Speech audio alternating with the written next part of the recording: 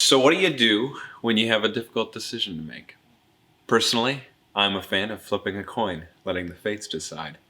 Or doing the complete opposite and overthinking things, making a pros and cons list to decide, possibly even a Venn diagram, which definitely wouldn't help in a situation like that. How do you make difficult decisions, specifically between something that you really want to do and something that you know you probably should do but really don't want to do? We've been in a series called What to Do When You Don't Know What to Do. We've looked at what to do when there's family tensions, what to do when there's literally nothing that you can do. And this week we're looking at what to do when faced with a difficult decision. When last we left our friend Joseph, he was in a glum, dim situation.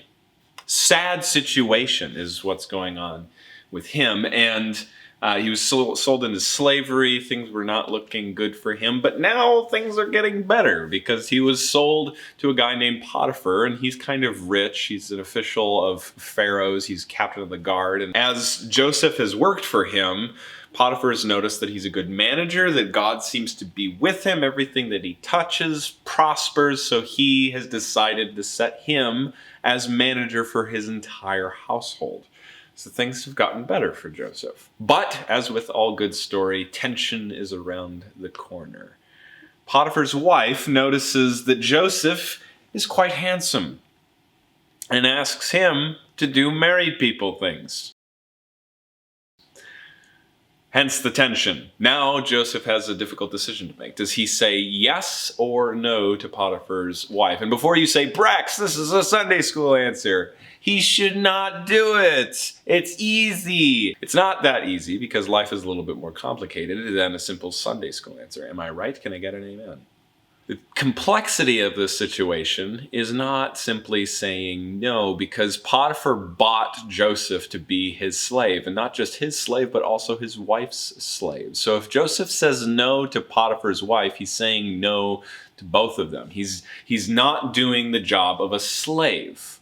So you see how it's a little bit more complicated than what we might originally think. So what do we do? What does Joseph do in a situation like this? Well, with Joseph, I see that he does three things really well, and it's those three things that I want to focus on. He stays humble, he stays humble, he stays simple, and he stays close.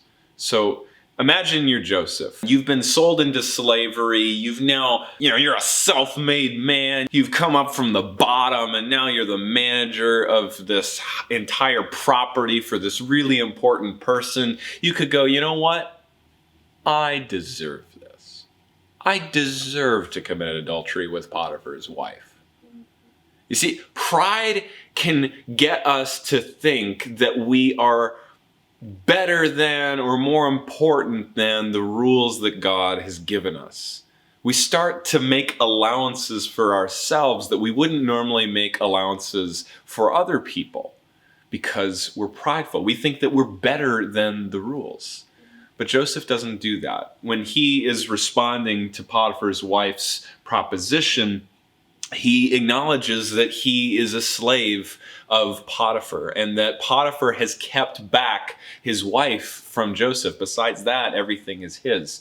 So he acknowledges who he is and humbly says no. So that's the first thing. When faced with a difficult decision, especially when you're being tempted, stay humble.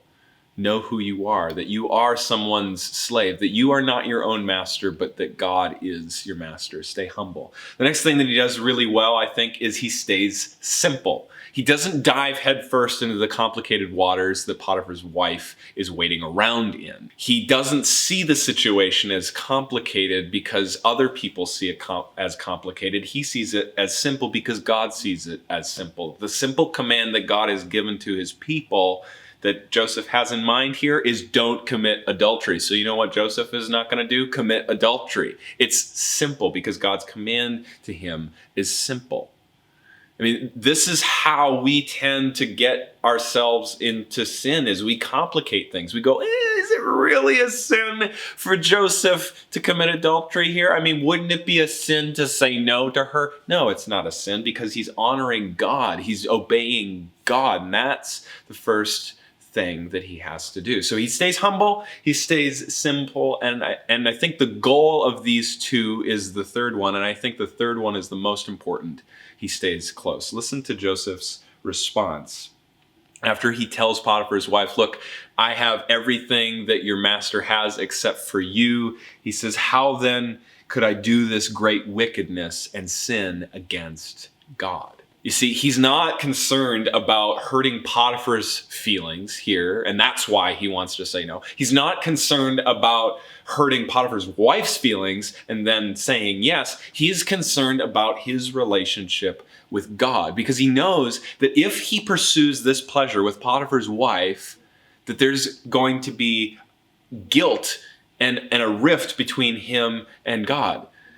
And yes, she is offering him a real pleasure, but he sees his relationship with God as more pleasurable than what she can offer him. Because he sees his relationship with God. He sees God as being his source of life and joy and goodness.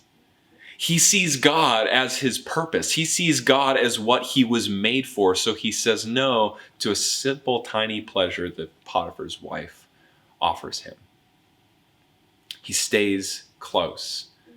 And he can stay close because God makes a way for us to stay close. Even if you are someone who hasn't stayed humble, I mean, I know I haven't. Someone who hasn't stayed simple, I know I haven't. And hasn't stayed close, and I know I haven't. God has made a way for us to be close with God.